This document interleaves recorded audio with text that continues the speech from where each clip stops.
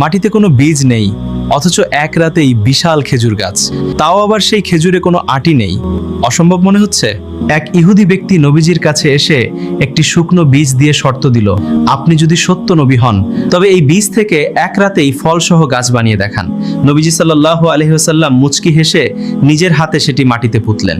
ইহুদিটি ভাবল, গাছ হয়ে গেলে তো তাকে ঈমান আনতে হবে। সে রাতের আধারে মাটি খুঁড়ে সেই বীজটি বের করে দূরে ফেলে দিল।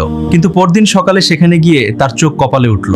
বীজ ছাড়াই একটি বিশাল গাছ দাঁড়িয়ে আছে এবং তাতে থোকায় থোকায় তাজা খেজুর। ইহুদিটি দৌড়ে নবী করিম সাল্লাল্লাহু আলাইহি ওয়াসাল্লামের কাছে গিয়ে জিজ্ঞেস করে, সব ঠিক আছে, কিন্তু ফলে বীজ নেই কেন? নবীজি মুচকি হেসে বললেন, বীজ থাকবে কিভাবে? তুমি তো গতকাল সন্ধ্যায় তা বের করে ফেলে দিয়েছিলে। নবীজির এই অলৌকিক জ্ঞান দেখে ইহুদিটি তৎক্ষণাৎ কালিমা পড়ে ঈমান আনলো। সুবহানাল্লাহ।